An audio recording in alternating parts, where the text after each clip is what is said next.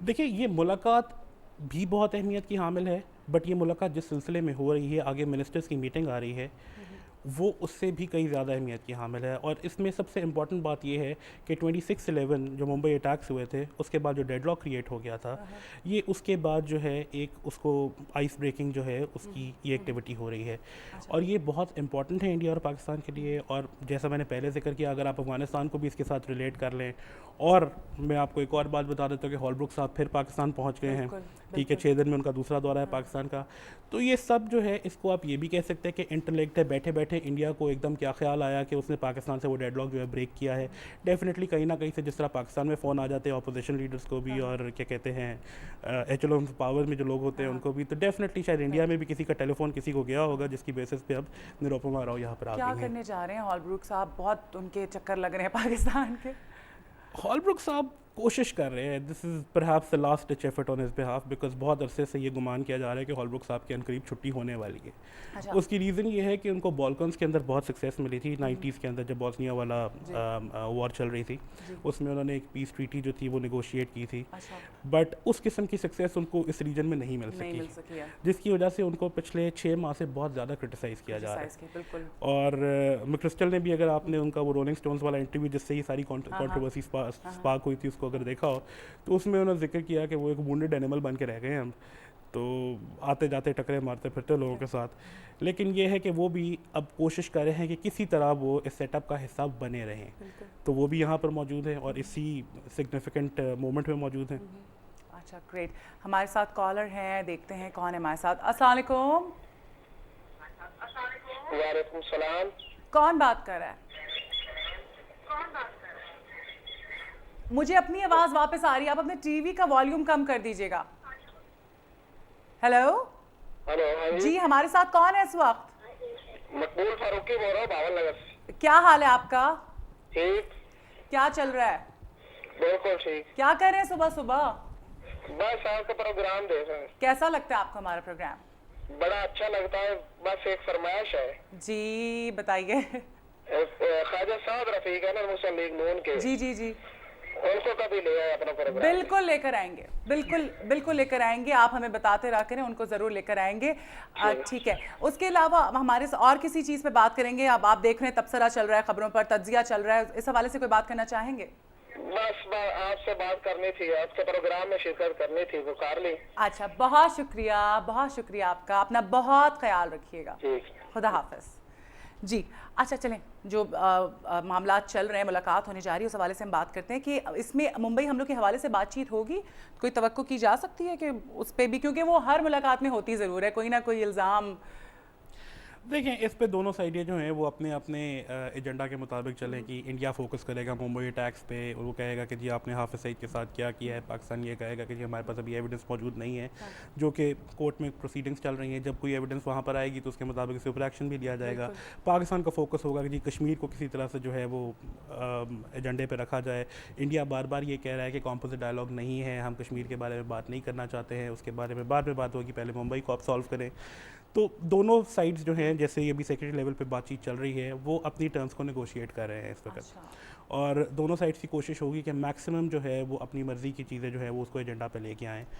But یہ ہے کہ ممبئی کی ڈیفینیٹلی بات چیت ہوگی، اس کے بغیر چارہ نہیں ہے. اچھا، پاکستان کا جو سب سے بڑا مسئلہ ہے، کوئی بھی اس طرح کے مذاکرات ہونے جاتے ہیں تو ہمارے وزیر خارجہ وہ بھی کہتے ہیں کہ جی سب سے پہلے ہم نے بات کرنی ہے تو وہ مسئلہ کشمیر کی کرنی ہے. ٹھیک ہے، یقیناً ایک بہت اہم ایشو ہے. تو کیا ہونے جا رہا ہے؟ کیا توقع کی جا سکتی ہے؟ کیا کبھی یہ مسئلہ حل ہوگا؟ اس پہ سیریسلی بات چیت ہوگی؟ کوئی ایکشن لیا جائے گا؟ دیکھیے انفارچونیٹ بات یہ ہے کہ اگر آپ کشمیر کا ذکر کریں تو کشمیر میں جتنی پیش رفت جنرل مشرف کے دور میں ہو گئی تھی، اب آپ اس سے کہیں پیچھے چلے گئے. وہاں پر you are very close to deal with India, لیکن وہ گورنمنٹ گئی، اس کے بعد سٹان صاحب کا بھی چینج ہو گیا، ان کا بھی چینج ہو گیا، اور اب بات شاید اس لیول تک نہیں پہنچی ہے، یہ نہ ان قریب پہنچے گی جس لیول تک ایک زمانے میں چلی گئی تھی. لیکن پاکستان کو جو ایک تبدیلی لانی ہے اپنے ایٹیٹیوڈ کے اندر، وہ یہ ہے کہ ہم ہر چیز کے بارے میں بہت اپولوجیٹک ہوتے ہیں. اگر آپ 27 کیا کہتے ہیں ممبئی اٹیکس کی ایگزامپل ہی لے لیجیے، تو جب وہ ہوئے تو ہم نے شور مچانا شروع کر دیا کہ اجمل قصاب کا پاکستان سے کوئی تعلق نہیں ہے. بعد میں یہ ثابت ہو گیا کہ اس کا تعلق ہے. اگر اس کا تعلق پاکستان سے تھا بھی اس سے یہ کیسے ثابت ہوتا ہے کہ پاکستان کی اسٹیٹ کا اس سے کچھ لینا دینا تھا؟ ہمیں اس طرح کی اسٹیٹمنٹ انیشلی ہی نہیں دینی چاہیے تھی. اگر آپ 9/11 لے لیں, اس میں کوئی ایسا آدمی نہیں تھا جس کا پاکستان سے تعلق تھا, بالکل اور کوئی ایسی اسٹیٹ نہیں ہے جس کی نیشنلٹی کا بندہ انہیں ڈور اس کے اوپر اٹیک کیا گیا. بالکل. تو ہمیں تھوڑا سا اپنی فارن پالیسی کو جو ہے ریوزٹ کرنے کی ضرورت ہے. ہم جو اپنے سٹانس لیتے ہیں ان کو ذرا دیکھ بھال کے لینے کی ضرورت ہے. ہم ایک اسٹیٹمنٹ دے دیتے ہیں, کچھ عرصے بعد جو ہم اس پہ یو ٹرن لے لیتے ہیں, بعد میں ہمیں لگتا ہے کہ ہم نے جو کہا تھا وہ صحیح تھا, پھر ہم واپس گھوم جاتے ہیں. تو یہ سب جو ہے نا اس کو تبدیل کرنے کی ضرورت ہے تھوڑا سا. اچھا, اب ہم بات کرتے ہیں برطانوی وزیر خارجہ ولیم ہیگ کے بارے میں. ان کا یہ بیان آیا, ان کا یہ کہنا ہے کہ چین کے ساتھ ایٹمی تعاون پر پاکستان عالمی قوانین کی پاسداری کرے. کس طرف جا رہے ہیں, کیوں کرے پاسداری؟ وہ اصل میں انہوں نے ایک بیان یہ دے دیا کہ ایران کے ساتھ اگر آپ پائپ لائن جو ہے اس کے اوپر پروسیڈ کرتے ہیں تو ہمیں کوئی اعتراض نہیں ہے, پاکستان کا اندرونی معاملہ ہے. ساتھ ہی جو ہے امریکہ شور مچا رہا ہے. مطلب ہال بروک صاحب جو آئے تھے کچھ دن پہلے یہاں پر, انہوں نے ہلکا پھلکا ذکر کیا تھا کہ یہ زیادتی ہے, یہ آپ نہیں کر سکتے, یہ آپ کو نہیں کرنا چاہیے, ایران پہ ہم نے سینکشن لگائے ہوئے, سو آن اینڈ سو فورتھ. تو ایک بیان انہوں نے جو ہے وہ پاکستان کی فیور میں دے دیا اس طرح سے کہ یہ پائپ لائن والا جو ہے سوورن معاملہ ہے, تو تھوڑا بہت پریشر ہوا ہوگا تو اس کی بیسس پہ انہوں نے یہ چائنا والے اسٹیٹمنٹ دے دی. حالانکہ اس میں کوئی ایسی بات نہیں ہے. چشمہ نیوکلیئر پلانٹ جو ہے وہ مطلب جب یہ معاملہ شروع ہوا تھا اسی وقت ایک جو براڈ رینج میں چیزیں دی گئی تھیں اسی کے مطابق کام چل رہا ہے. پاکستان نے کوئی زیادہ انرچمنٹ نہیں کی ہے. پاکستان کی اس وقت نیڈز اس قسم کی ہے, انرجی نیڈز اس قسم کی ہے کہ پاکستان کو جو بن پڑے کرنے کی ضرورت ہے. پائپ لائن بھی اسی کا حصہ ہے. تو یہ اسٹیٹمنٹس جو ہیں یہ صرف اسٹیٹمنٹس ہیں, ان سے کوئی خاص فرق نہیں پڑتا ہے. یہ کوئی سازشیں تو نہیں ہیں پولیٹیکل ویٹ گین کرنے کے لیے ہیں, تعلقات خراب کرنے کی. تعلقات دیکھیں ہماری اس وقت جو جیو اسٹریٹجک لوکیشن ہے وہی ہمارے تعلقات کی سب سے بڑی ضمانت ہے. اچھا ٹھیک ہے, ہم اس وار آن ٹیررزم کے فور فرنٹ پہ ہیں. تمام اس کا جو بیک لیش ہے اس کو ہم فیس کر رہے ہیں. تو ہمیں تو سپورٹ کرنا ہے ان لوگوں نے, بالکل. تو ہمیں ایلینیٹ تو نہیں کر سکتے ہیں. یہ بتائیے گا کہ جو عالمی برادری ہے کیا ان کو ہماری ضروریات جو ہیں پاکستان کی اس کا احساس نہیں ہے؟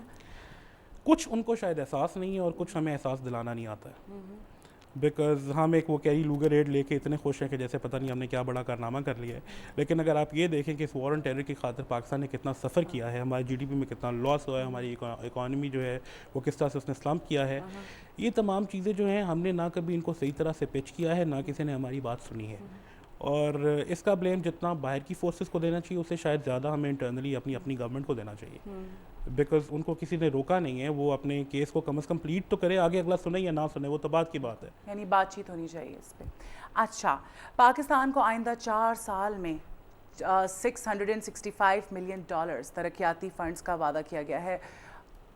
وعدہ تو کیا گیا ہے, وفا ہونے جا رہا ہے کہ نہیں جا رہا ہے؟ دیکھیں یہ فرینڈز آف پاکستان بھی جب شروع ہوا تھا نا تو بہت ساری پلیجز ہوئی تھی, لیکن وہ تمام پلیجز ہی ہیں. ان کو ابھی تک آپ مطلب اگلی آپ کو IMF کی ٹرینچ نہیں مل رہی تھی, تو باقی تو بات کی بات ہے.